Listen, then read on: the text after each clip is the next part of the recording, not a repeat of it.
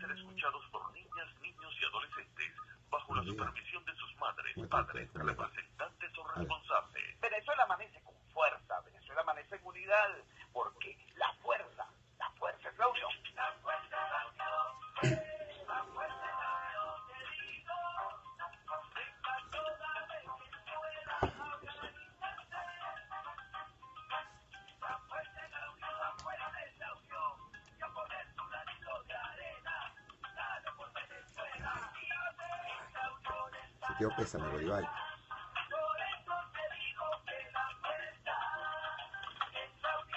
Muy buenos días, Venezuela. Bienvenidos todos a este su espacio. La Fuerza de la Unión, una tribuna abierta de la sociedad democrática venezolana para compartir con todos ustedes, más allá de cualquier distingo puntual, partidista o ideológico, la angustia, la preocupación, la justa indignación por lo que hoy está ocurriendo en nuestro país, y también la certeza, la confianza, la esperanza de que trabajando juntos, de que remando unidos en la misma dirección, seremos capaces de construir la Venezuela de trabajo y de respeto, la Venezuela con alimentos y con medicinas, la Venezuela con democracia y con libertad, que todos necesitamos y que ciertamente todos merecemos. Pero una gran cantidad de noticias se acumulan durante cada fin de semana.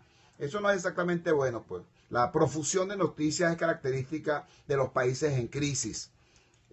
A veces uno ve lo que ocurre en Costa Rica, uno ve lo que ocurre en otras latitudes y uno dice, caramba, yo sé que es antinatural que lo diga un periodista, pero qué bueno que sería que tuviésemos menos noticias, pero más tranquilidad, más calidad de vida, más paz, o que en todo caso las noticias fueran sobre eso, sobre la calidad de vida, sobre la paz, no sobre tantas ciertamente angustias y sucesos, vicisitudes por las que pasa el venezolano. Tres elementos dentro de este conjunto noticioso concentran la atención de los venezolanos en estas últimas 72 horas. Por un lado, el tema de la censura, de un nuevo ataque brutal de la censura, el cierre de nuestra emisora hermana 92.9, el cierre de la mágica 91.1, dos situaciones que no tienen que ver simplemente con esas emisoras o con esos periodistas o con esos trabajadores de esos medios, sino que tiene que ver con usted, con su derecho a tener información por la vía que usted decida y no por la vía que el gobierno permita o tolere. Por un lado eso. En segundo lugar, el tema de las sanciones. Desde el viernes, este es un tema de fondo en la situación del país. Las sanciones anunciadas por el Departamento de Estado a propósito de la situación en Venezuela. Recordando que estas son las primeras sanciones que han sido emitidas no contra individuos, no contra las personas, funcionarios incluidos en la llamada lista Clinton. No se trata de sanciones contra fulano de tal por ser violador de los derechos humanos o contra fulanito de tal por estar incurso en peculado masivo o en cualquier otro delito horrendo, sino que son sanciones contra el sistema financiero, lo cual tiene unas implicaciones bastante más amplias. En tercer lugar está, por supuesto, ese otro tema que es y que debe ser objeto de atención. Los venezolanos nos la pasamos haciendo chistes de prácticamente todo, y esa es una característica, es un mecanismo que utilizamos los venezolanos para pasar por encima de estas cifras, de estas crisis horrendas. Pero el tema del fulano simulacro cívico-militar de este fin de semana es otra situación que tiene que ser revisada. Para ver el primer tema, el tema de la censura, tenemos en línea a una persona con un criterio profesional extraordinario, un vasto conocimiento de esta temática, y tiene también un criterio ciudadano muy importante, de hecho el que a nosotros nos importa más, porque no es exactamente un abanderado de tal o cual posición político-partidista, sino que es un ciudadano en lucha por el derecho social a la información. Me refiero al profesor Carlos Correa. Carlos Correa es periodista y es director de la organización no gubernamental Espacio Público, un brazo de la sociedad civil venezolana específicamente diseñado para luchar por la libertad de expresión. Carlos, muchísimas gracias por atender nuestra llamada madrugadora. Explícanos, por favor, ¿cuál fue el pretexto utilizado para cerrar estas dos emisoras? Y más allá de eso, ¿cuál es la trampa que hay con este tema de mantener a las empresas de comunicación en un limbo en cuanto a la permisología. Te escuchamos. Buen día, Chu, buen día. Un saludo para ti y toda la gente que está ahora se sintoniza.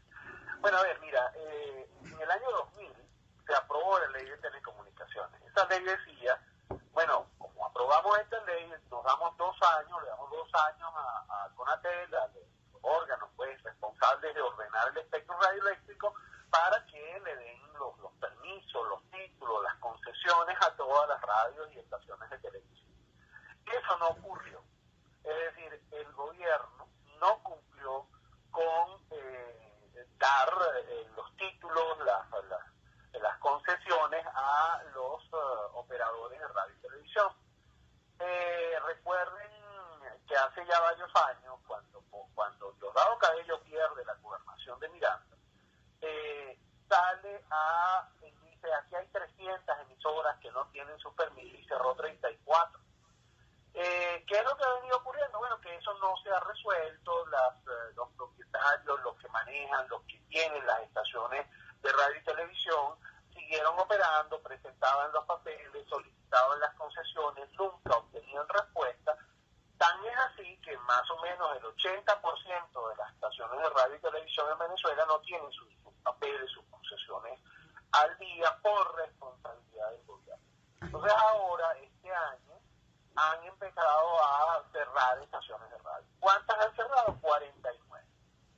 49 estaciones de radio, radios locales, radios regionales, televisoras como la televisora de la Universidad de los Andes, y últimamente cerraron a estas 2 emisoras de Caracas, ¿no? Entonces, estamos hablando de una política deliberada mediante la cual ahora pareciera que lo que está ocurriendo es que están quitando, cerrando las estaciones de radio a los que son los que han venido manejando los titulares para dárselo a gente vinculada a este partido de gobierno. Entonces, ahí hay una situación que claramente violenta el derecho que tenemos los venezolanos a recibir y obtener información a través de la radio y la televisión, porque esas medidas que están tomando es el último recurso, y además no se puede administrar el espectro como si fuera una cuestión de quienes están en este momento en el poder. El espectro nos pertenece a todos los venezolanos, a la sociedad venezolana,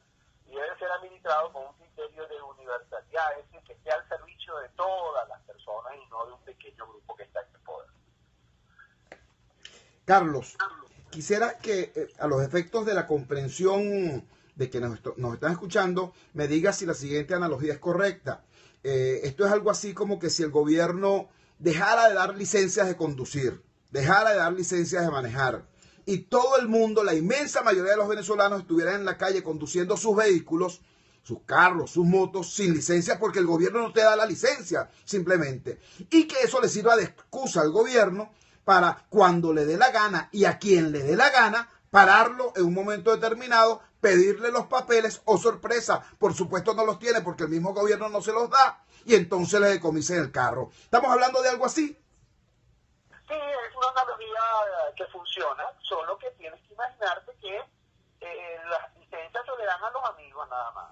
Además, se renuevan, y hay un 70, o sea, 7 de cada 8 venezolanos no tienen la licencia al día porque han ido a hacer los trámites y el gobierno no responde. Es decir, esa es la analogía, y entonces además no solo eso, sino que tú estás manejando y te quitan el carro. No es que te dicen usted no puede manejar, no, te quitan el carro, se lo dan a otro. Eso es lo que están haciendo.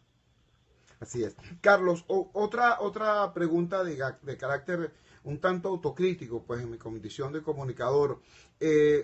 Esta alarma, esta justa indignación de la ciudadanía se produce básicamente a partir de esta agresión contra nuestros hermanos de 92.9 y la gente de nuestros hermanos de la Nueva Mágica. Pero en mis recorridos por el país me encuentro a cada rato con denuncias de cierres de emisoras, tanto en capitales de estado como en poblaciones más pequeñas. Nos decías tú que antes de esta situación casi 40 radios o más de 40 radios han sido cerradas. Nos estamos dando cuenta los caraqueños tarde de una situación que viene siendo reiterada a lo largo de estos meses y de todo el ámbito nacional.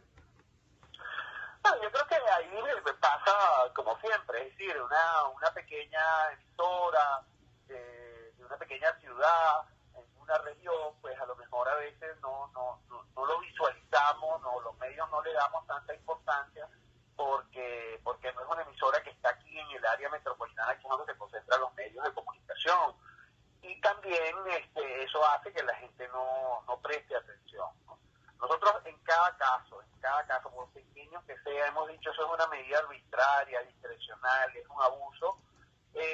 Y por supuesto, si recuerdas el escándalo que se armó con las 34 estaciones, Correcto. este año ya van 49 y ciertamente ha pasado en líneas generales bajo la mesa, es decir, no ha habido reacción. Sin pagar costos. Nosotros hemos documentado cada caso y lo hemos presentado en las instancias correspondientes y hemos señalado y hemos tratado de en algunos casos visibilizarlo con organizaciones y aliados a nivel nacional e internacional, pero sin duda creo que ahora los caraqueños están despertando porque de golpe y porrazo cierran a dos.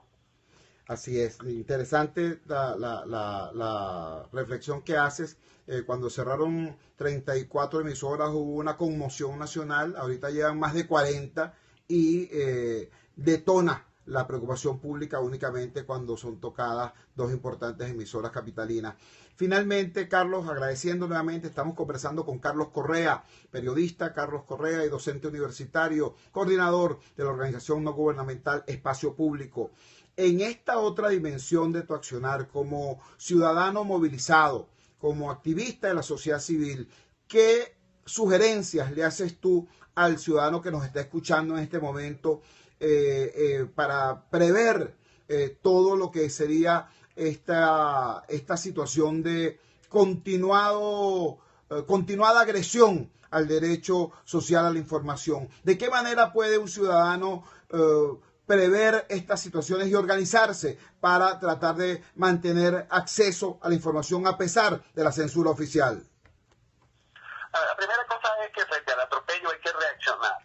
Cada quien desde su espacio, desde sus posibilidades, pero hay que reaccionar, hay que decir esto no puede ser, esto es un abuso, y eso hay que hacerlo individual o junto con organizaciones, con grupos, lo puede hacer a través de sus redes sociales, de sus páginas de Facebook, en cualquiera de las herramientas que ahora afortunadamente mucha gente tiene en su mano para decir esto no puede ser, para alimentar el debate y decir esto es intolerable. Ese es el primer paso, porque creo que es muy importante que la sociedad entienda que cuando golpean a estas estaciones de radio la principal víctima es ella misma, porque al final usted si hoy se aburría de un determinado programa tenía dos opciones más, ahora no las tiene, porque al final termina siendo todo monotemático, todo en el mismo acento, básicamente eliminando voces que se podían expresar a través de estas emisoras. Entonces yo creo que incluso dándole opciones a la gente más joven,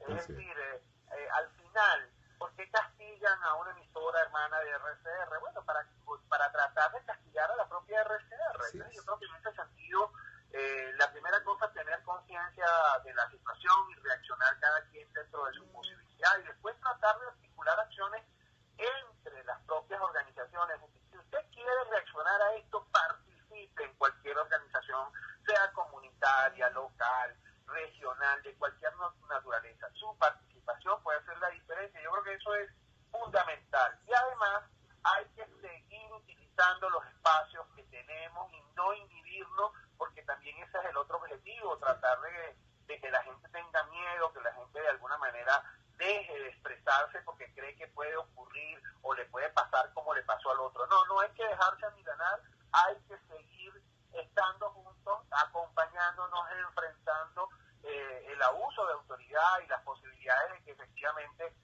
descuenten nuestra participación de la vida de la sociedad venezolana. Así es. Muchísimas gracias, Carlos. Era Carlos Correa, periodista, activista ciudadano, director de la organización no gubernamental Espacio Público. Y lo último que nos deja es quizás la perla más importante de todo su aporte en esta madrugada venezolana.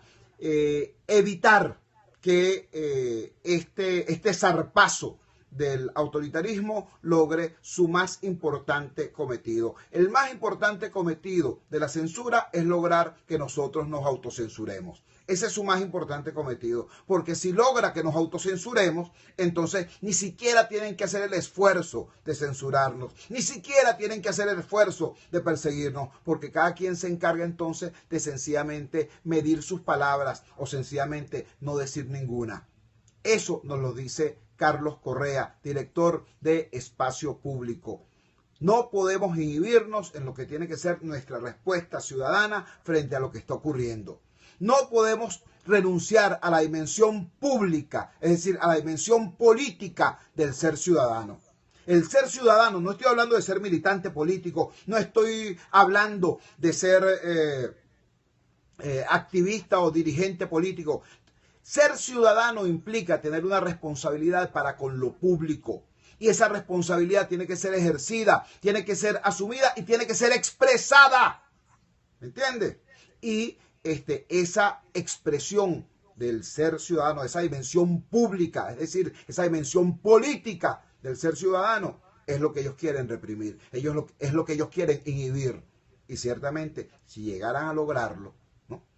Si tuviéramos una sociedad del silencio, ese sería el triunfo del proyecto autoritario. Entonces, ¿cuál es la propuesta que nos hace Carlos Correa? Nos dice que nadie se autoinhiba. Y en respuesta a esta situación, incrementar la organización. Participe usted del grupo, del equipo, de la ONG, del partido político, del gremio o del sindicato que usted quiera, pero participe. ¿Por qué? Porque se estará incorporando a una red a través de la cual fluirá información, incluso en el caso de que los sujetos que dirigen el proyecto autoritario llegasen a copar todo el espacio radioeléctrico. Eso es perfectamente previsible. Estamos en una situación en que la actuación de los jerarcas del proyecto autoritario no conoce ningún límite legal ni constitucional. Entonces, ¿por qué tendríamos que sorprendernos de eso? Frente a eso, la respuesta, la propuesta que nos da este activista ciudadano Carlos Correa es esa: organícense, que todo el mundo esté vinculado a una red y que a través de esa red fluya la información. Bueno, de eso se trata. Vamos a la siguiente pausa comercial y ya regresamos con muchísimo más de La Fuerza. La fuerza es la unión. Usted escucha Unidad, la fuerza es la unión, con Chuo Torrealba por RCR 750 AM. Pueden seguirnos en nuestras Oye, redes Bolívar, sociales. sentido pésame, hermano. @RCR Leí ayer la información La radio que se de ve. tu pariente, de La tu tía. integración más Un abrazo. importante de estaciones de radio latinoamericanas en el informativo. Venezuela. Desde Radio Caracas, Radio Bolivia. Desde Bolivia. Perú. RTT Noticias, Ecuador. Radio Quito, quienes hablan Colombia. Saludos cordiales desde Bogotá. El tema que hoy... Integradas en el informativo solar. Aló, Chu, Doctor, ¿me escucha el profesor Val? perfecto, estupendo, vale. Mañana, solo por Marina, buenos días. 750 AM. Opinión, ideas en debate. Usted escucha a Chuo Torrealba en Unidad, la fuerza es la unión, por RCR. Regresamos a La Fuerza es la Unión y vamos a abordar ahora otro de los temas que fue ciertamente de alto impacto en este fin de semana que acaba de transcurrir. Me refiero al tema de las sanciones impuestas por el gobierno norteamericano. En esta ocasión no a ningún individuo, no a ningún peculador o sujeto incurso en violación a derechos humanos, sino al sistema financiero venezolano.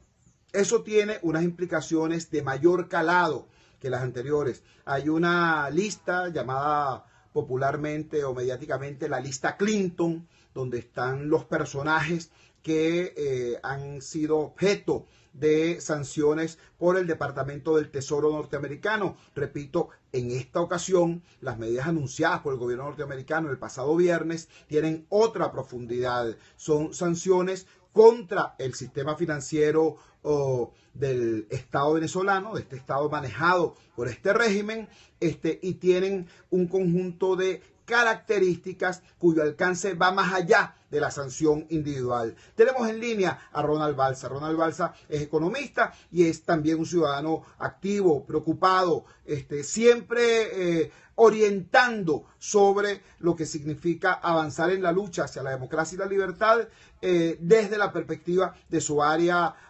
de experticia, que es justamente el tema económico. Ronald, muchísimas gracias por atender nuestra llamada madrugadora. Por favor, comparte con la audiencia tu visión. En primer lugar, ¿qué son estas medidas sancionatorias? Y en segundo lugar, ¿cuál es su alcance real? Y hasta dónde pueden llegar más allá de la sanción a la estructura burocrática hasta tener impacto en la vida cotidiana del ciudadano de a pie. Te escuchamos. Buenos días, Chugo. Muchas gracias por tu invitación y por tu pregunta. Bueno, en primer lugar, si comparamos las sanciones con una decisión que tomó Credit Suisse hace unos pocos días, pues, podemos notar que hay muchas semejanzas. Correcto. Lo que en ambos casos se ha decidido es no continuar haciendo transacciones con nueva deuda que pueda venir de Venezuela. En el caso específico de las sanciones del gobierno de Venezuela o de PDVSA. Incluso se tomó la decisión de dejar fuera de transacciones lo que en ambos casos se llaman ciertos papeles, ciertos bonos que puedan hacer. Y pongo el énfasis en la palabra cierto porque existe un grado de discrecionalidad sobre cuáles se pueden aceptar o cuáles no, que ya estaban en circulación. Eso impide la posibilidad de colocarlos en los mercados secundarios, ¿no? O sea, de poder hacer las medidas. En ambos casos son como medidas que se distancian o se diferencian de la decisión que tomó Goldman Sachs hace ya un poco más de tiempo, que fue justamente comprarle a la Banco Central de Venezuela con un descuento altísimo deuda de PDVSA. Y esta decisión de no hacer este tipo de transacciones con papeles del gobierno de Venezuela también responden a una solicitud que fue hecha por la Asamblea Nacional en exigencia de respeto de la Constitución venezolana, puesto que solamente la Asamblea Nacional es la que puede autorizar nuevos endeudamientos para nuestro país. La respuesta de los Estados Unidos y de Credit Suisse en buena medida lo que hacen es reiterar su rechazo a la constituyente, aprovechando el momento para respaldar a la Asamblea Nacional. La diferencia fundamental quizás está en el tono de ambas declaraciones, ¿no? Credit Suisse dice que no quiere riesgo reputacional, que no quiere ser asociada con violadores de derechos humanos, y los Estados Unidos, el gobierno de los Estados Unidos, la Casa Blanca, los presenta como sanciones. O sea, no es solamente que no quiere tener riesgo reputacional, sino que no quiere financiar a una dictadura, y lo dice en términos particularmente duros. En ambos casos, pues, la responsabilidad del gobierno de Venezuela está pasando por encima de la propia Constitución de Venezuela, que se está saltando los canales por medio de los cuales este país se puede y se debe endeudar, y que, bueno, pone en evidencia algo que no nos tiene que decir Estados Unidos, ¿no? Que la deuda se ha adquirido en condiciones irregulares, que nos ha permitido verle queso a la tostada, porque esa deuda ha sido altísima y no vemos ninguna obra de infraestructura que la justifique, ni ningún sistema que nos permita decir que valió la pena endeudarse, pero que de alguna manera va a haber que pagar. El gran riesgo para todos nosotros es justamente que por más que la deuda haya sido mal adquirida, nosotros en el momento de que caen los ingresos petroleros vamos a necesitar deuda en algún momento. En situaciones como esta, los compradores, los fondos buitres pueden estar comprando nuestra deuda muy barata para cobrarnos de nuevo por un ojo de la cara. Y que el gobierno puede asumir la posición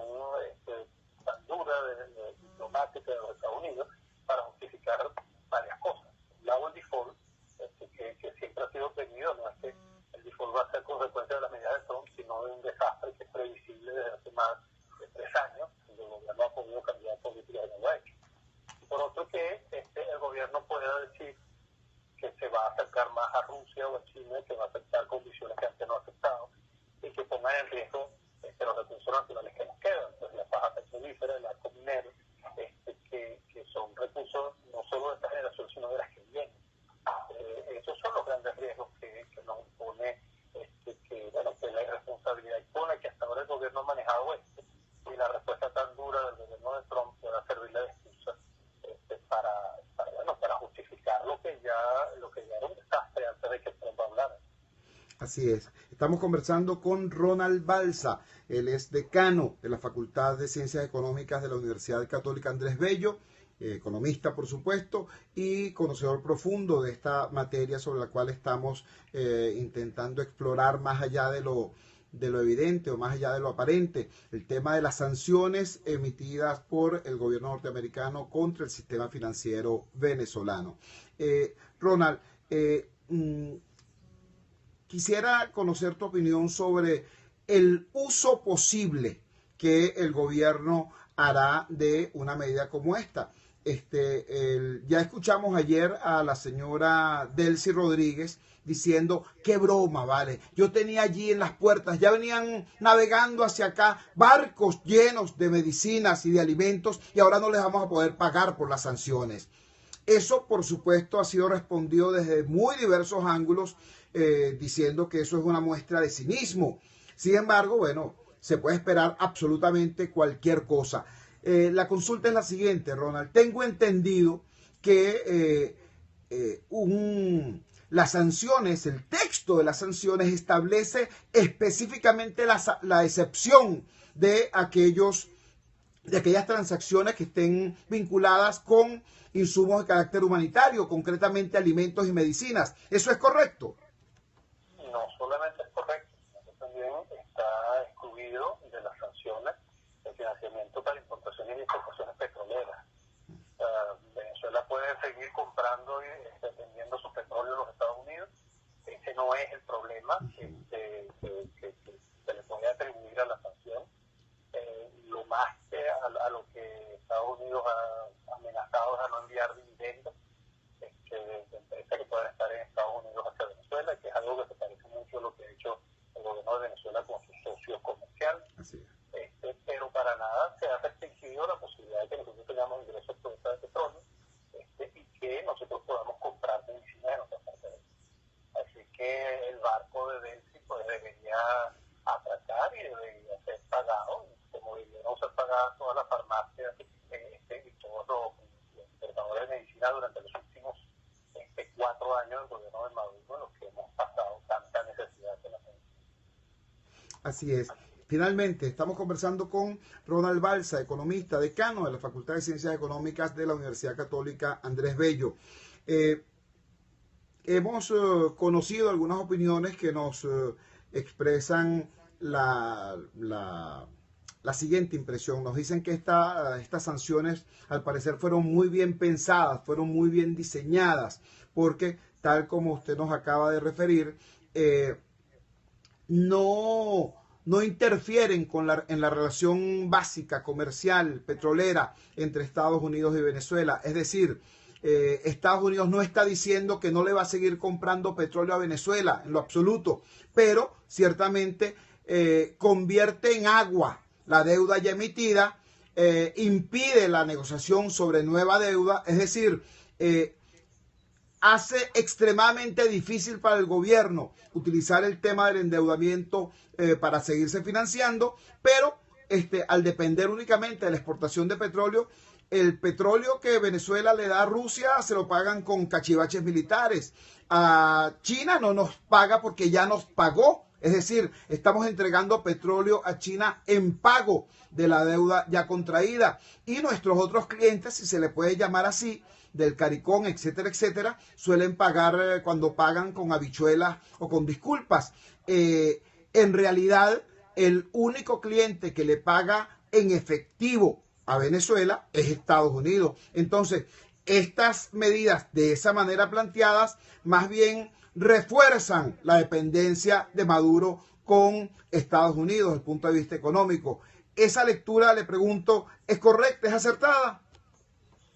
Bueno, yo yo no diría tanto que refuerza la dependencia, porque ya esa dependencia existe. la reforzó el mismo Maduro, ¿no? Con todo este abanico, este menú de entregas de petróleo a cambio de cualquier cosa que tú has resumido muy bien, ¿no? También en la India paga un poco en efectivo a Venezuela, pero la mayor gravedad de la situación, la mayor vulnerabilidad de nuestro país, viene justamente de ese endeudamiento tan grotesco que hizo el gobierno en los tiempos de abundancia y que ahora hay que pagar. Ciertamente, si Estados Unidos, la Casa Blanca no hubiera dicho sanciones, sino que hubiera dicho, igual que Credit Suisse, que no acepta una deuda en condiciones que no son las de la Constitución de Venezuela, pues más que estar sancionando, lo que estaría reconociendo la Asamblea Nacional. El peso fuerte, pienso yo, de las sanciones es diplomático. Es haberle dicho al gobierno que es una dictadura y que no lo va a financiar.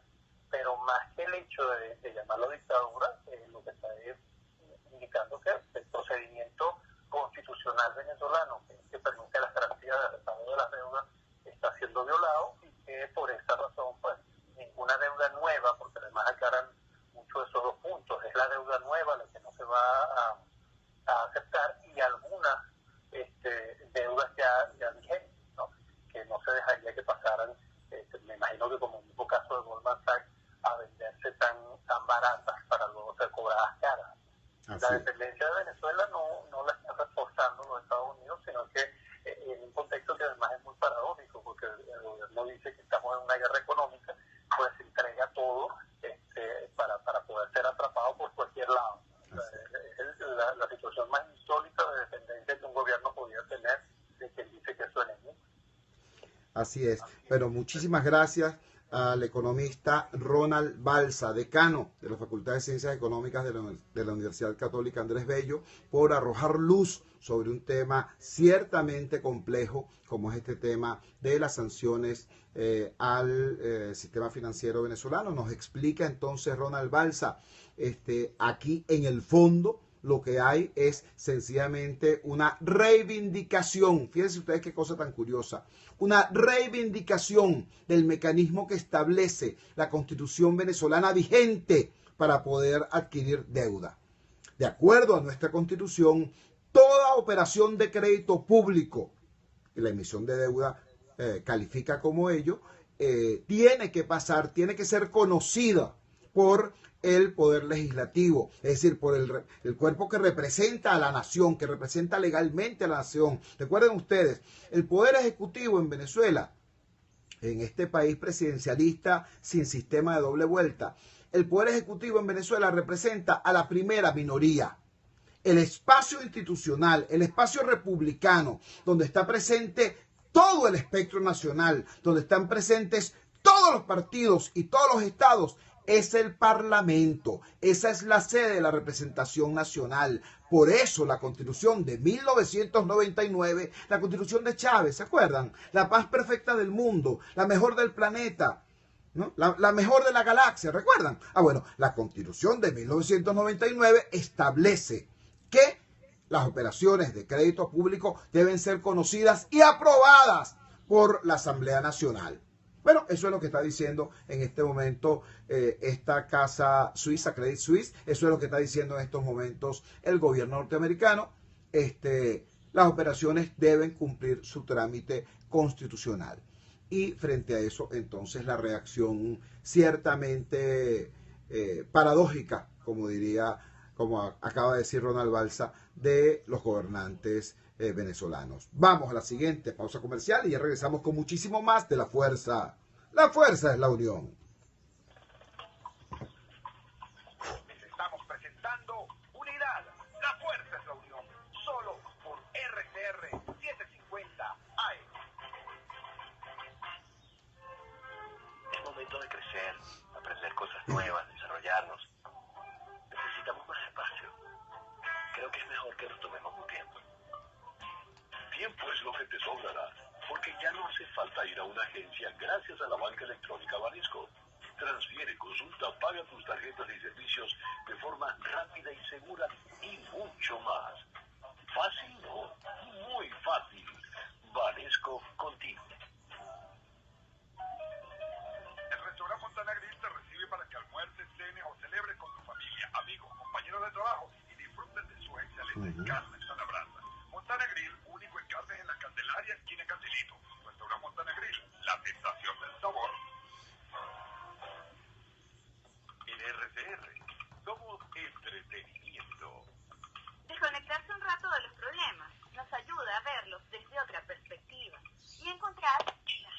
Aló. Ya tengo a señora Rocío. Perfecto, doctor. Vamos con eso. Vale. Date vida, porque sí es posible vivir en Venezuela sin estrés. Sin estrés. Con Verónica Olivero. De lunes a viernes a las 3 de la tarde. Por RCR 750 AM. RCR 750 AM. Porque lo bueno une.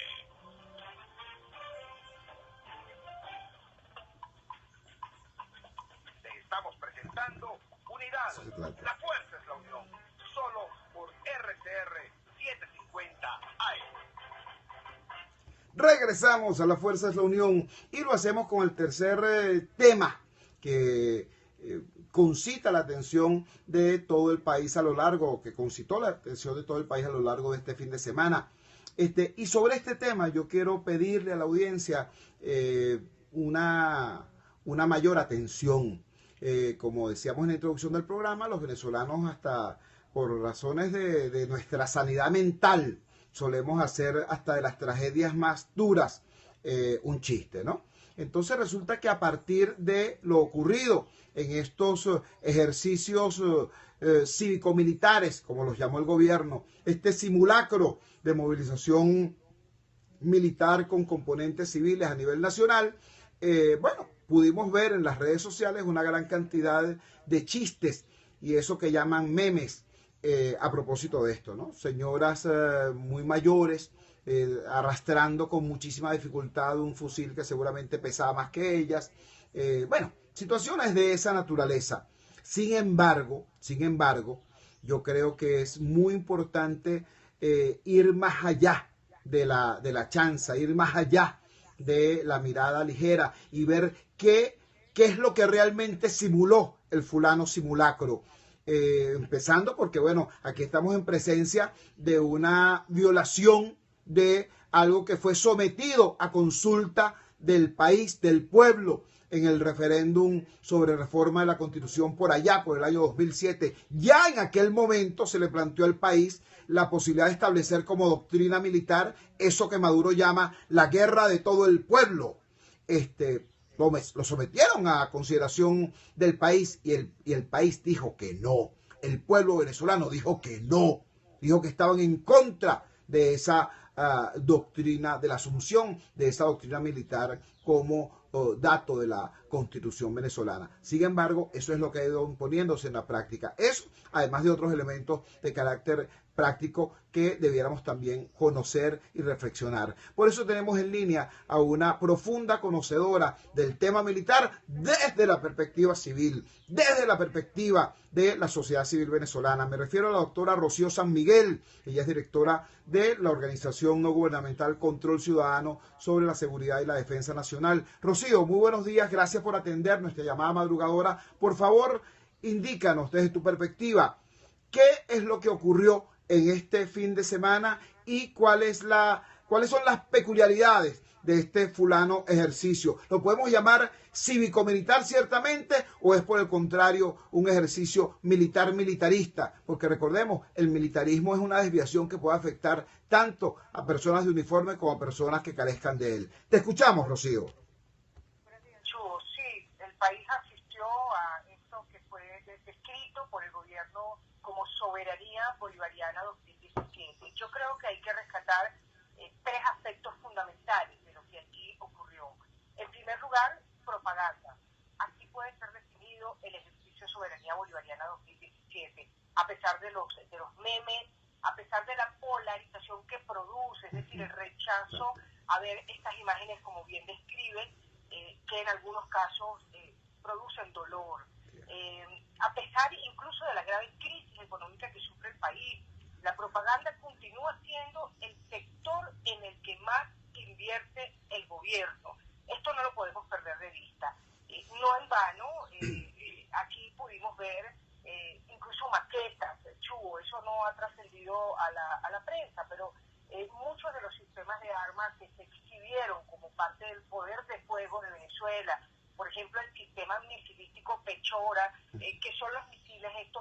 grandes que van sobre camiones, con punta, una punta filosa. La mayoría de ellos eran maquetas, y esto forma parte de la propaganda. Maduro necesita tanto de la propaganda interna como de la propaganda a nivel externo. La primera, para elevar el costo de cualquier deslealtad en la Fuerza Armada Nacional. Allí hay un punto importante. Allí se midió la lealtad inclusive de cada uno de los comandantes de la SODI y de las redes. Es decir, era tan vergonzosa la situación a la que estaban siendo partícipes, que se midieron las lealtades. Aquel que murmurara, aquel que se negara a ser parte de esa puesta en escena, inmediatamente era medido en su lealtad. Pero también esto fue parte de un sketch de propaganda que comenzó con las palabras de Maduro ante la reunión con la prensa internacional, previo, por cierto, al cierre de 2 emisoras de radio en Venezuela y de 2 canales, cableras colombianas en Venezuela. No debe perderse esto de vista en el contexto del marco soberanía que adelantó Maduro. La segunda era para reafirmar esta propaganda, el discurso antiimperialista que encuentra un sitio natural en el continente. Yo creo que el segundo elemento que hay que tener en cuenta, sin duda alguna, es el que menciona de la milicia. Allí, en estándares internacionales, no puede considerarse esto de ninguna manera un ejercicio militar. Por muchas razones, Chuy. El periodo de entrenamiento, la utilización de municiones no se hace. Esto parecía una puesta en escena para la fotografía y para ser televisado por Venezolana de Televisión. Precisamente lo que me refería antes, la utilización de maquetas. No hubo clasificación de combatientes. Se veía claramente ese concepto de todos hacemos de todo.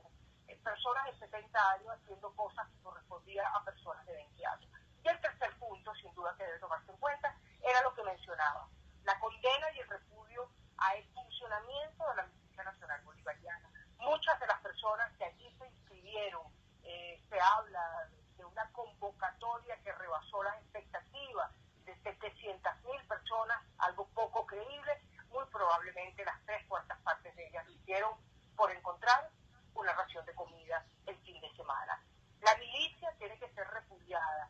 Vi incluso declaraciones de militares en televisión explicando el ejercicio y señalaban: estamos acompañando a la milicia en su función de defensa territorial de la nación. Es decir, ya la doctrina se ha despedazado. Ahora resulta que la milicia y el pueblo en armas es el que defiende militarmente a la nación, y la Fuerza Armada Nacional acompaña. Eso significa ya la destrucción del concepto constitucional.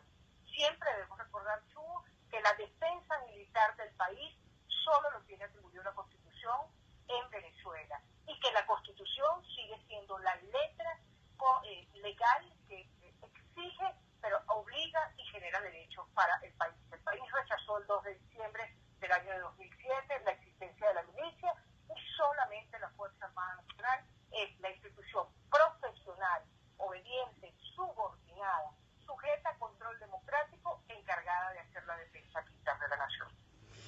Estamos conversando con Rocío San Miguel, la doctora Rocío San Miguel. Ella es directora de la Organización No Gubernamental Control Ciudadano para la Seguridad y la Defensa Nacional.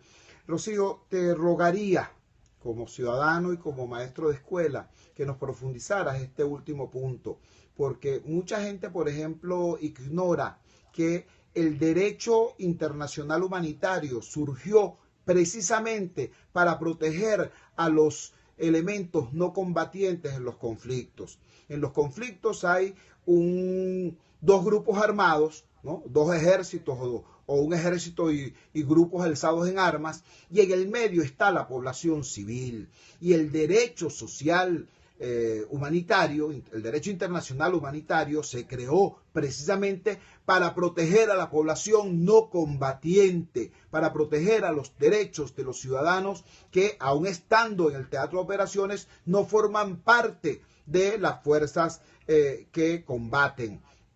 Esa diferenciación se ve anulada, se ve disuelta, se ve difuminada cuando alguien asume entonces ese discurso